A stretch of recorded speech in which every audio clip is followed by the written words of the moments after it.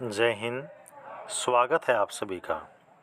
तो देखिए, जैसा कि आप सभी जानते हैं, एनसीईआरटी में जो आपकी एलडीसी की पोस्ट है, लोअर डिवीज़न क्लर्क, यहाँ पर इसका जो एग्ज़ाम है वो कंडक्ट हो चुका है। आंसर की भी आपकी आउट हो चुकी है। जितने भी बच्चे हैं वो सभी अपना स्कोर कार्ड देख चुके हैं। अब यहाँ पर सबसे बड़ा आपका डाउट है कि यहाँ पर अब इस पोस्ट के लिए नेक्स्ट प्रोसेस आपकी क्या रहेगी, क्या आपकी कट ऑफ बन सकती है और कब तक जो नेक्स्ट स्टेज हैं वो हमें देखने को मिल सकती हैं। तो इन सभी पॉइंट के ऊपर यहाँ पर एक बिल्कुल एग्जैक्ट जो एनालिसिस है वो हम आपको देने वाले हैं। सबसे पहले हम बात करते हैं कि जो आपका एलडीसी का अभी एग्ज़ाम 15 मई को कंडक्ट हुआ है, तो उसमें अटेंडेंस आपकी कितनी थी। यहाँ पर आपको सुनकर शायद विश्वास हो, लेकिन अब की बार एलडीसी के एग्ज़ाम में एनसीईआरटी में जो अटेंडेंस है वो बिल्कुल आपके ना के बराबर देखने को मिली है। हाँ जी, बिल्कुल मात्र 30% के आसपास जो अटेंडेंस है वो आपके एग्ज़ाम में बच्चों के देखने को मिली है। हो सकता है ये 30% का डाटा 32 या 33 हो, लेकिन इससे ज़्यादा आपका नहीं है। कहने का मतलब है टोटल जो फॉर्म आपके फिल हुए थे वो कितने थे, 32,864 जो फॉर्म है वो आपके एनसीईआरटी एलडीसी पोस्ट के सभी कैटेगरी को मिलाकर फिल किए गए थे। तो अब यहाँ पर अगर हमें जो आपके टोटल फॉर्म फिलअप की संख्या है इसमें अगर अटेंडेंस को देखते हैं तो लगभग आप मान के चलिए कि 9,800 के आसपास ही जो बच्चे हैं वो अपना एग्ज़ाम दे पाए हैं। यानी कि आप 10,000 या फिर 9,500 इसके बीच में डाटा मान के चलिए, इतने बच्चों ने एग्ज़ाम दिया है।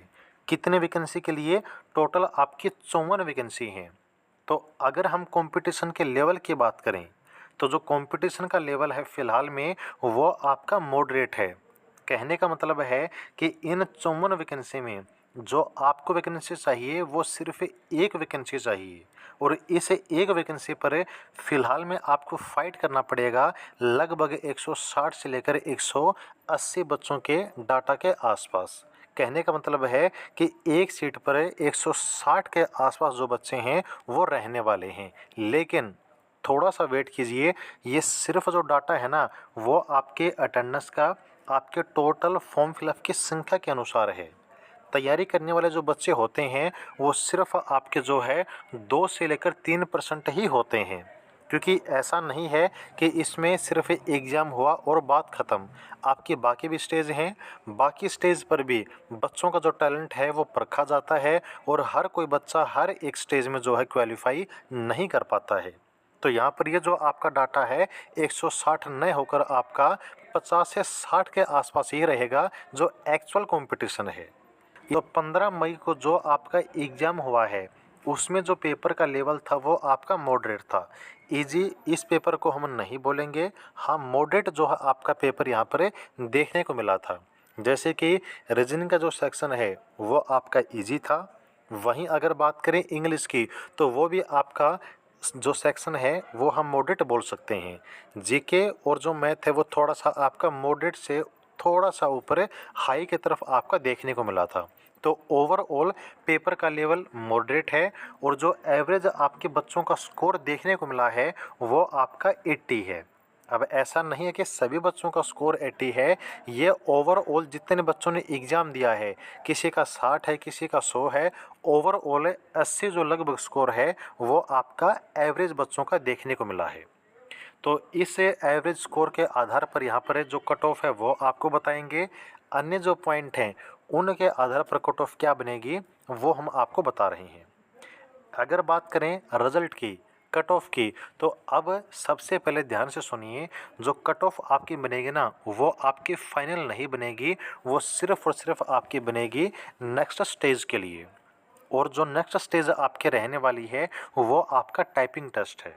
कहने का मतलब है कि अब जो नेक्स्ट प्रोसेस है, जो सीबीटी आपका एग्ज़ाम हुआ है, सबसे पहले तो उसका रिज़ल्ट आएगा। रिज़ल्ट कब तक आ सकता है, तो जुलाई एंड तक, हाँ, बिल्कुल 2 महीने का इंतज़ार आपको करना पड़ेगा। जुलाई एंड में सीबीटी का रिज़ल्ट आपको देखने को मिलेगा। सीबीटी रिज़ल्ट आउट होने के बाद आपका टाइपिंग टेस्ट होगा, जो कि अगस्त के एंड में या फिर सितंबर के फर्स्ट वीक में आपका हो जाएगा। इससे ज़्यादा वेट आपको नहीं करना पड़ेगा और टाइपिंग टेस्ट के साथ ही आपका डीवी यानी कि डॉक्यूमेंट वेरिफिकेशन हो जाएगा और इसके बाद आपका जैसे ही टाइपिंग और डीवी कंप्लीट होता है तो आपका जो फाइनल रिजल्ट है वो आपको देखने को मिलेगा।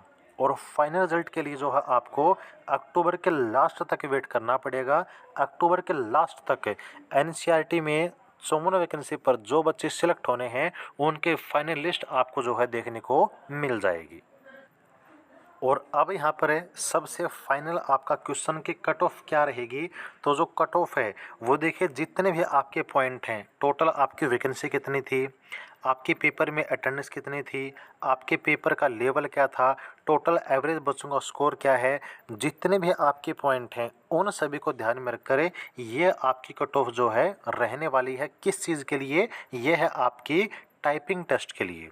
ओके, तो टाइपिंग टेस्ट के लिए अगर आपका यूआर कैटेगरी का स्कोर 80 से लेकर 84 के बीच में है, ईडब्ल्यूएस का 77 के आसपास, ओबीसी का 79 के आसपास, एससी का 74 और एसटी का 72, अगर यहाँ पर इस रेंज के बीच में आपकी कैटेगरी का स्कोर बन रहा है या फिर इससे ऊपर आपका स्कोर बन रहा है तो डेफिनेटली आप टाइपिंग टेस्ट के लिए क्वालिफाई करने वाले हैं। और जो फाइनल कट ऑफ है वो ज़्यादा आपकी नहीं जाएगी, क्योंकि आपका जो टाइपिंग टेस्ट है इसमें भी बहुत सारे बच्चे फेल होते हैं। हम तो यही कहेंगे, अगर इस कट ऑफ के आसपास आपका स्कोर है तो आप अपनी जो तैयारी है वो फाइनल ही मान के चलिए कि आप अब जो है फाइनल लिस्ट के लिए फाइट करने वाले हैं। सिर्फ टाइपिंग आपका क्वालिफाइंग नेचर का है, यानी कि वो आपको सिर्फ पास करना है। ओके, तो उम्मीद करते हैं कि जानकारी आपको अच्छी लगी होगी। फिर भी कोई डाउट आपका रह जाता है तो आप जो है कमेंट सेक्शन में पूछ सकते हैं। आगे की जानकारी के लिए जुड़े रहिएगा, चैनल को सब्सक्राइब जरूर कर लीजिएगा और वीडियो को लाइक ज़रूर कर दीजिए। जय हिंद।